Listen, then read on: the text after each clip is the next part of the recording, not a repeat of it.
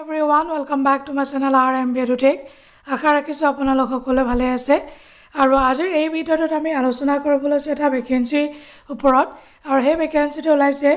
NTPC limited আৰু আমি সকলোৱে জানো NTPC এটা PSU হয় পাবলিক সেক্টৰ আন্ডাৰটেকিং কি পোষ্ট ওলাইছে এলিজিবিলিটি ক্ৰাইটেৰিয়া কি গুটেখিনি এবাৰ আমি চাম নেম অফ দা পোষ্ট ইয়াত আপোনালোকে দেখা পাইছে এসিস্ট্যান্ট অফিচাৰ সেফটি আৰু 50 টা ওলাইছে 50 টা ওলাইছে E0 level ওলাইছে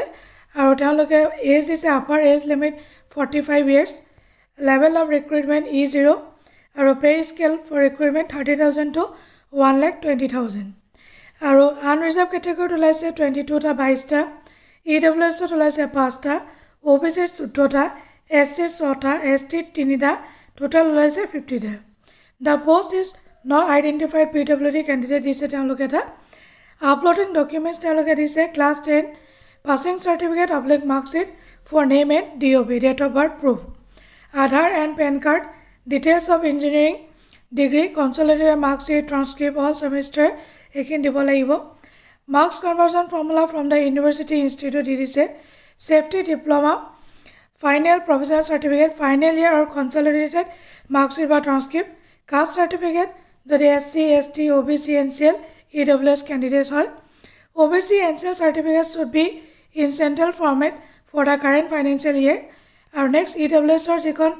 need to submit current year income and asset certificate in the prescribed format আৰু ইয়াত এটা নোট লিখি দিছে তেওঁলোকে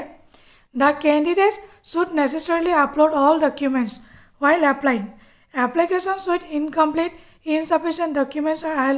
liable to be rejected oblique not considered for further process যি ডকুমেন্টস আছে আপোনালোকে গুটেখিনি ভালদৰে দিব লাগিব হেলথৰ কথাত কৈছে the candidate should have sound health এটো বৰ নৰমাল কন্ডিশন সাউন্ড হেলথৰ হ'ব লাগিব কমন জেনাৰেল কন্ডিশনস তেওঁলোকে দিছে কি হ'ব লাগিব বাকি এজ ৰিলেক্সেশন কেনেকৈ কি থাকিব SC ST বাবে 5 বছৰ OBC বাবে 3 বছৰ হেখিনি নেক্সট ইম্পৰ্টেন্ট পইণ্ট হৈছে হাউ টু এপ্লাই আপোনালোকৰ ওয়েবসাইট ইয়াত যাব লাগিব careers.ntpc.co.in ইয়াত ভিজিট কৰিবলৈ আৰু ভিজিট career section www.ntpc.co.in এটা ইম্পৰ্টেন্ট পইণ্ট মই আপোনালোকক কৈ দিছো candidates belonging to general EWS OBC category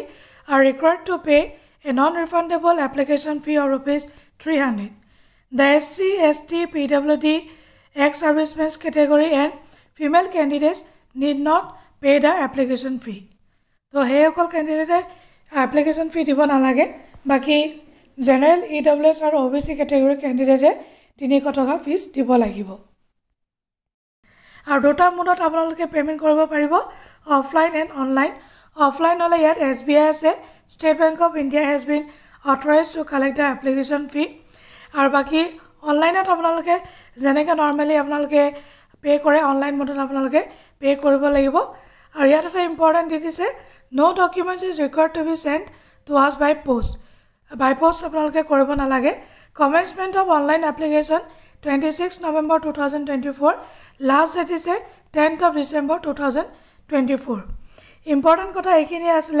যদি আপোনালোকে ভিডিওটো ভাল পাইছে তেতিয়াহলে এটা লাইক কৰি দিব ভিডিওটো শেয়াৰ কৰিব নাপাহৰিব লগতে মোৰ চেনেলটো সাবস্ক্ৰাইব কৰিব নাপাহৰিব তো আজিলৈ আহো বাই বাই টেক কেয়াৰ জয় হিন্দ